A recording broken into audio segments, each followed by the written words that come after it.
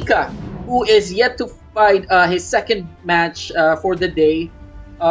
He has a win rate of 40% in the previous week and has a total picks of 4. Talking about Pika, all of his characters have been super flashy. It just resonates with the type of player he is.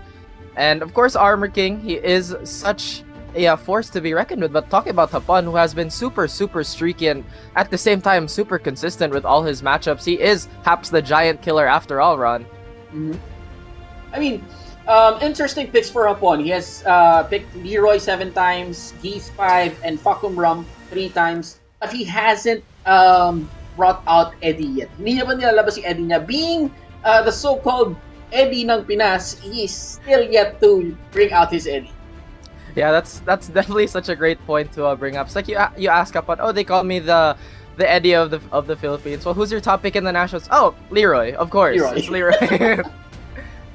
I mean, this is I think this is a strategy that Hapon is formulating, and I think all of these athletes have have valid strategies of their own. I'm pretty sure that they have talked about it and was able to formulate the best possible strategy that they can execute here in the nationals.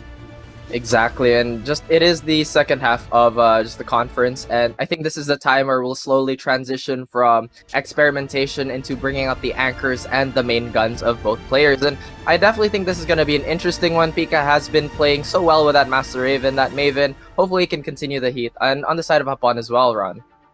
Yes, that is true. And the thing is, with our rankings, it is very important, to get the top spot for you to be able to secure your position in the top 8 for the playoffs. But the thing is, hindi talaga siya. It's a valid strategy only if you are very mindful of who you will match up with in the playoffs.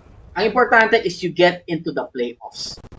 That's true. And like we said, the playoffs, that's where, this is a war that's going to be an even more intense one. And Hapon actually bringing out the Geese versus the Dragonov. Now, if this was Season 2, these are the kings of the mountain, These are very, very strong S-tier picks. But once again, we are visiting Forgotten Realm, possibly the most picked stage we have. And an even 50% win rate on across the board for all the players. Come on.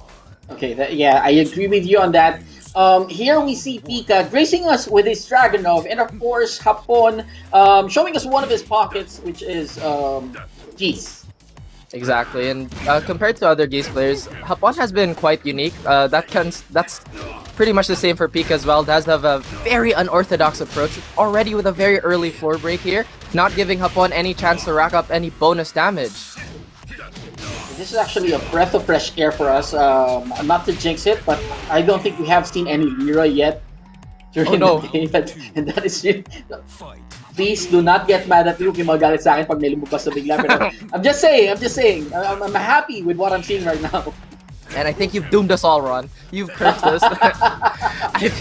Someone's gonna pick Leroy, but right now, the action is between Hapon and Pika not too sharp on the throw breaks yet, but that down 2 and into the down forward 2. Beautiful whip punish here.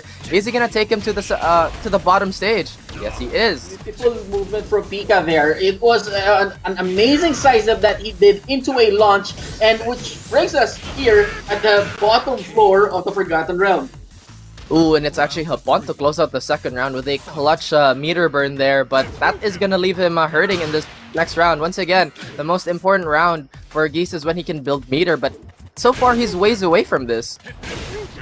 Yeah, that is one of the nerfs that Geese has experienced through the past seasons of Tekken 7. Then again, he's still a very viable character. He's very formidable. Masakit pa rin yung mga combos niya, especially if he has the meter, as I was talking about.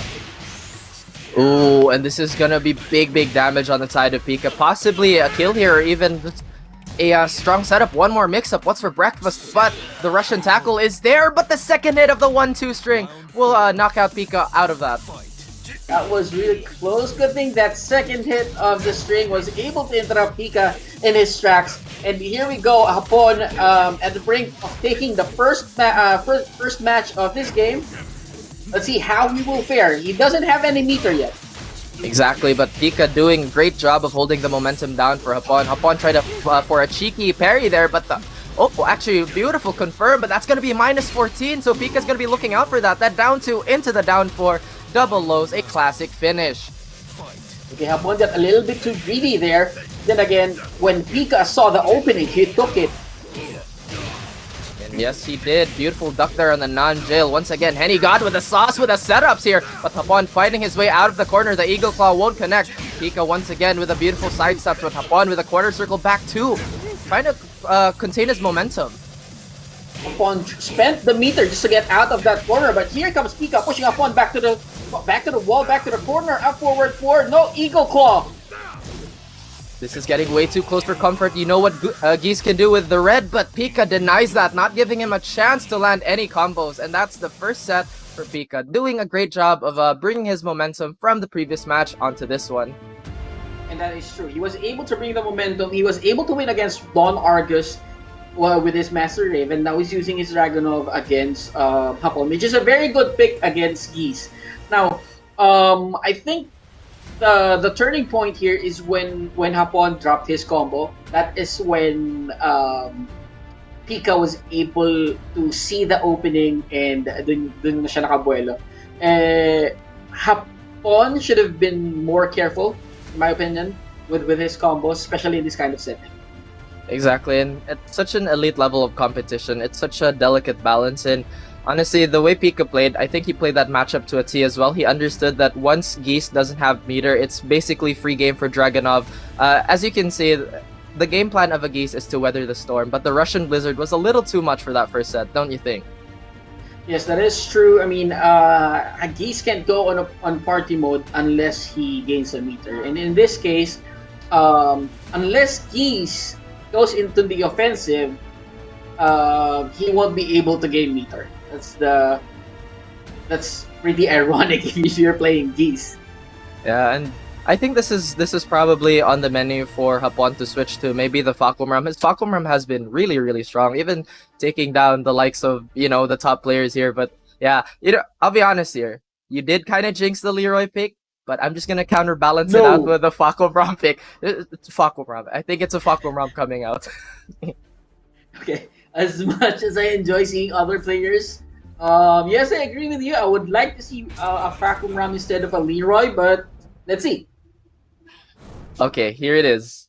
Who got it right? Who got it wrong? Just so we know, I did not jinx you guys. Okay. To be fair, I'm so sorry. I am so sorry. I apologize to everyone. The correct term is not jinx. That was such a well-placed prediction by Hati. It's just Actually, the Time Lord of Tekken himself. Of course. Thank you. Now, again, this is gonna be a bit more troublesome for Pika as Hapon. Once again, the Leroy is such a strong pick. We've gone over this for the previous episodes, but that Coffin Breaker is gonna be something to look out for. Those minus frames, those very minute minus frames, could be the death of Pika.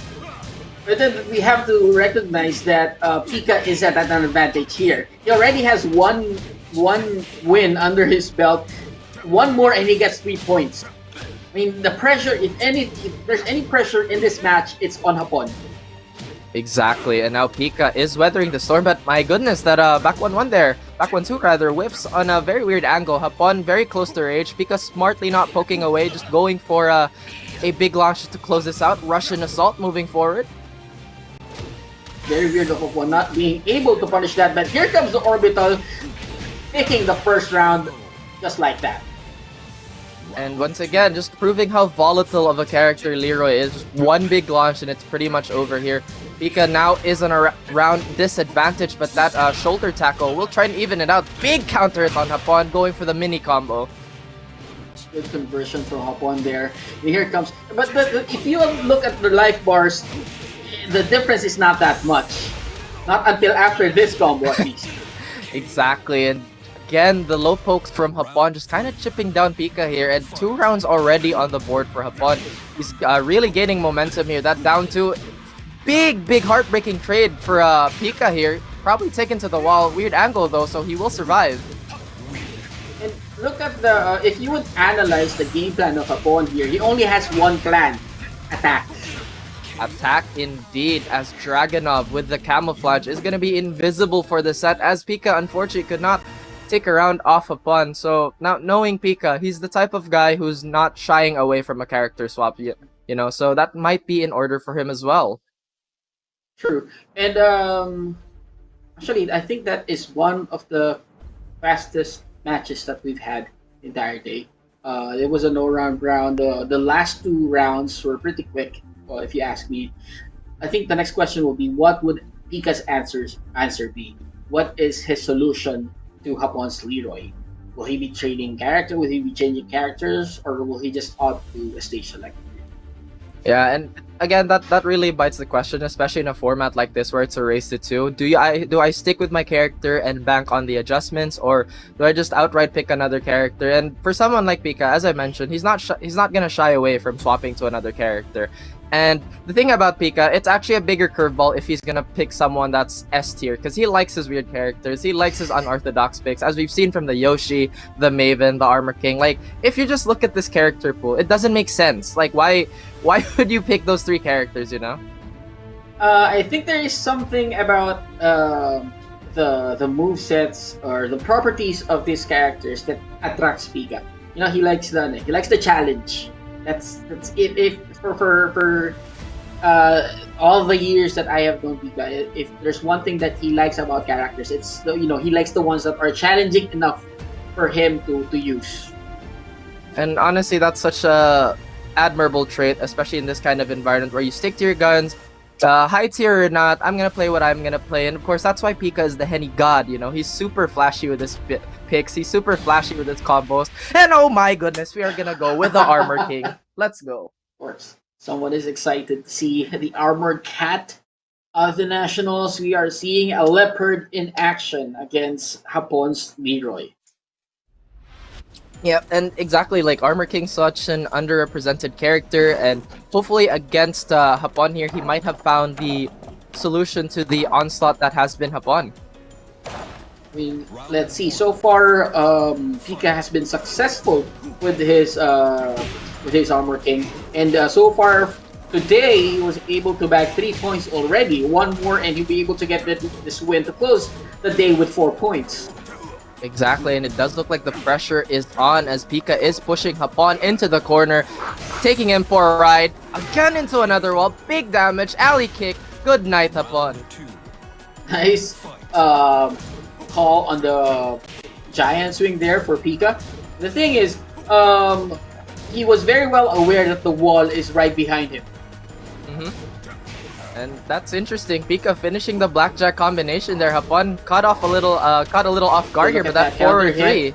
And here we go.